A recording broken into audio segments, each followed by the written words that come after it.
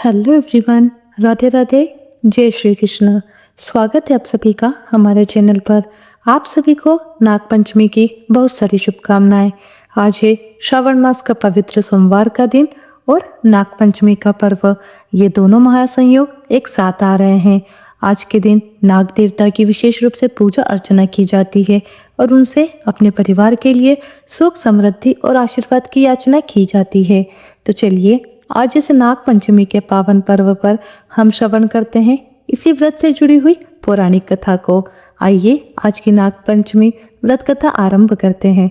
पूर्व काल में एक नगर में एक वृद्ध स्त्री रहती थी। उसके 7 पुत्र और 7 पुत्र वधुएं थी। उसमें से सबसे छोटी बहू के मायके में कोई नहीं था और इसलिए उसे सभी अभागन कहते हुए कटु वचन कहते थे। इतना ही नहीं, उसे पर्याप्त मात्रा में भोजन, अन्न इत्यादि भी नहीं दिया जाता था। समस्त घर का कामकाज उसे करना पड़ता था। अब पूर्णिमा का दिवस था, इसलिए घर में गाय भैंस के दूध से खीर बनाई गई थी।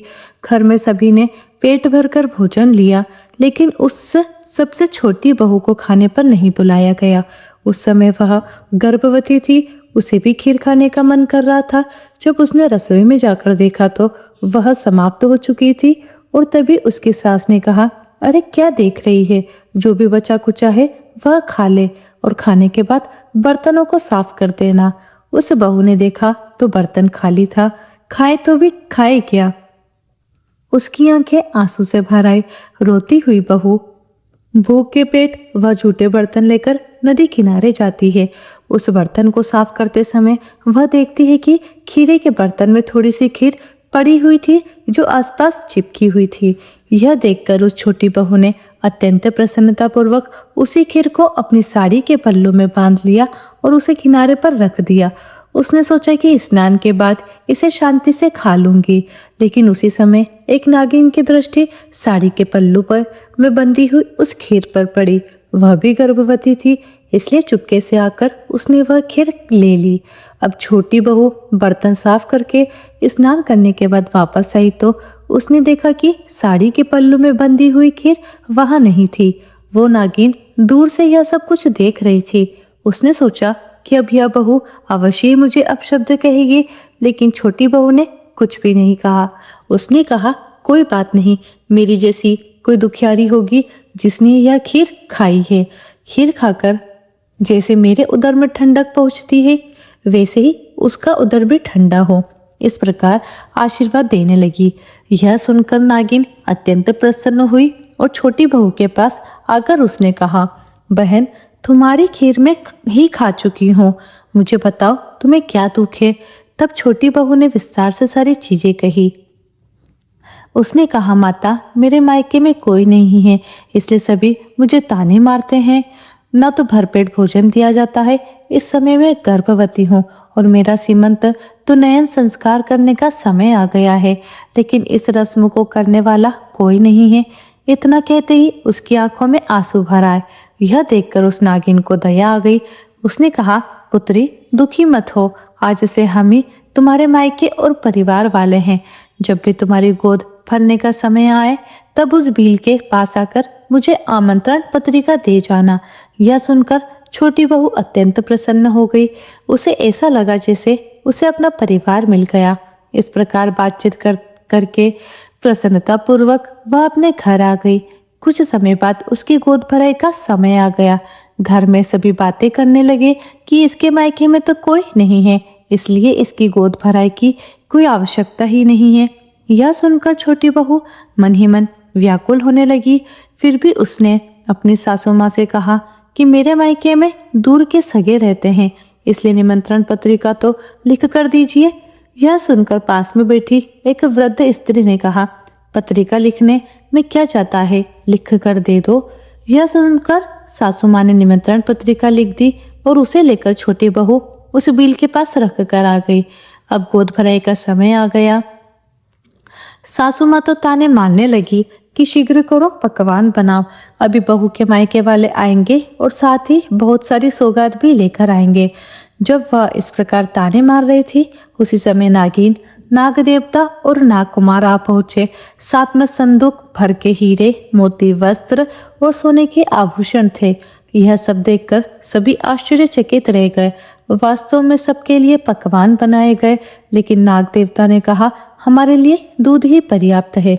तब सासू माँ ने बड़े बड़े बर्तनों में दूध चूल्हे पर चढ़ाया। छोटी बहू को सुंदर वस्त्र आभूषणों से सजाया और यह देखकर ससुराल वाले शांत हो गए। अच्छे से उसकी गोद भराई की रस्म पूर्ण हुई। तब नाग देवता ने कहा, अब हमारी पुत्री को विदा कीजिए। संतान आने के बाद 1.25 महीने के बाद हम आपकी बहू को वापस लेकर आएंगे। तब सासू माँ ने छोटी बहू को विदा किया और नाग देवता भी छोटी बहू को लेकर चलने लगे। उन्होंने कहा, बहन घबराना मत, हमारे पीछे पीछे चली आओ। इस प्रकार चलते चलते एक गुफा में पहुंचकर वहां जाकर देखा तो एक राजमहल दिखाई दिया। छोटी बहू वह देखकर प्रसन्न हो गई। तब नागिन ने कहा, बहन, यह नाग कुमारों को अपने भाई समान समझना। यहाँ आनंद पूर्वक रहो, लेकिन तुम्हें एक काम करना होगा। सुबह, दोपहर और संध्या समय यह घंटी बजाना, जिससे सभी नाग कुमार दूध पीने के लिए एकत्र हो जाए। उनको नियमित रूप से दूध पिलाने का कार्य तुम्हारा है। समय बीतने लगा। छोटी बहू ने देवतुल्य पुत्र को जन्म दिया।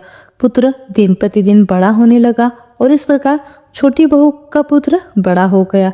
एक दिन छोटी बहू दूध गर्म करने के बाद ठंडा करने के लिए बाहर रखकर आई थी और उस समय उसका पुत्र खेलते खेलते उस दूध के पास जा पहुंचा। वहां पड़ी घंटी को देखा और वह घंटी बजाने लगा। घंटी की आवाज सुनते ही सभी नागकुमार वहां दौड़ते हुए आ गए। उनको देखकर पुत्र भयभीत हो गया और उसके हाथ से घंटी छूटकर गिर गई और वह घंटी उनमें से 2 नागकुमारों की पूंछ पर गिरी, जिससे उनकी पूंछ कट गई। दूसरे नागकुमार ने जब दूध पीना शुरू किया तो गर्म दूध के कारण उनका मुंह जलने लगा। जब छोटी बहू ने यह देखा तो वह अत्यंत दुखी हो गई, लेकिन वह क्या कर सकती थी। उसका पुत्र भी छोटा था, उसे भी वह क्या कह सकती थी। लेकिन यह देखकर नागकुमार अत्यंत क्रोधित हो गए और कहने लगे कि हम तुम्हारे पुत्र को नहीं छोड़ेंगे। उतने में नाग माता वहां पर आ गई और उन्होंने नागकुमारों को शांत किया, लेकिन उसके मन में अभी भी द्वेष था। अगले दिन छोटी बहू को ससुराल भेजने का समय आ गया, इसलिए नाग माता ने उसे बहुत सारी भेंट सौगात दी और विदा करते हुए कहा कि पुत्री, अगर कोई दुख हो तो यहाँ आ जाना। अब छोटी बहू वापस ससुराल में गई।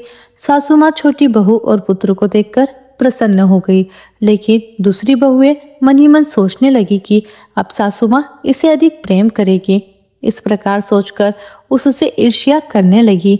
अब इस नाग कुमारों के मन में भी अभी भी द्वेष था, इसलिए वे मन ही मन सोचने लगे कि यहाँ तो माता ने उसके पुत्र को मारने से रोक लिया था, लेकिन वहां कौन रोकेगा। इस प्रकार सोचकर सभी नाग कुमार छोटी बहू के ससुराल में आ गए। वहां पड़े एक घंटे के नीचे छुप गए।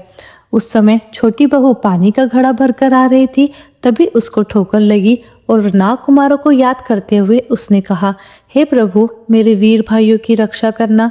यह सुनकर नाग कुमार सोचने लगे कि अभी भी हमारी बहन हमें इतना याद करती है। इसी प्रकार दूसरे दिन भी छोटी बहू पानी भरने गई, तब भी नाग कुमार चुपके से वहां पर आ गए और उस समय भी छोटी बहू को ठेस लगी और फिर से उसने वही बात कही। अपनी बहन का ऐसा प्रेम देखकर उसके पुत्र को डसने का विचार उन नागकुमारों ने छोड़ दिया और वे सभी वहां से चले गए। अब एक दिन खेलते खेलते छोटी बहू के पुत्र ने बड़ी बहू के दूध की प्याली को गिरा दिया और यह देखकर वह बहुत क्रोधित हुई। वह बालक पर क्रोध करने लगी, उसे ताने मारने लगी कि मेरा दूध क्यों गिरा दिया, तुम तो बड़े मायके वाले हो, तुम्हारे लिए तो कल आ आएगा, लेकिन हमारा क्या। इस बात से छोटी बहू बहुत दुखी हुई। अपने पुत्र को लेकर फिर से वह नाग माता के पास गई और अपने दुख की बात कहने लगी। नाग माता ने भी 2 दिन उसे अपने पास रखा और कहा, पुत्री चिंता मत करो, जाओ तुम अपने घर पर जाओ, मैं तुम्हें कल एक गाय भेज दूंगी। अब छोटी बहू वापस घर आ गई और उतने में ही छोटी बहू के भाई नागकुमार बहुत सारी गाय लेकर वहां आ पहुंचे। छोटी बहू नाग कुमारों को देखकर अपने भाई को आया हुआ देखकर अत्यंत प्रसन्न हो गई। उसमें से कुछ गाय उसने अपने पास रखी और थोड़ी जेठानी को दे दी। और इस प्रकार यह सब देखकर सभी उनकी अन्य बहुएं भी प्रसन्न हो गई और इस प्रकार पूरे घर में प्रसन्नता फैल गई। और यह थी हमारी आज की नागपंचमी की व्रत कथा। आशा करती हूँ कि आप सभी को हमारी ये कथा अच्छी लगी होगी। अगर ऐसा है तो हमारे वीडियो को ज़रूर से लाइक कीजिएगा और इस कथा को ज़्यादा से ज़्यादा शेयर कीजिएगा ताकि सभी लोग कथा का श्रवण कर सकें। और आप सभी को नागपंचमी पर्व की बहुत सारी शुभकामनाएं। सावन माह के तीसरे सोमवार की बहुत सारी शुभकामनाएं। भोलेनाथ अपनी कृपा आपके समस्त परिवार पर बनाए रखें। हर हर महादेव।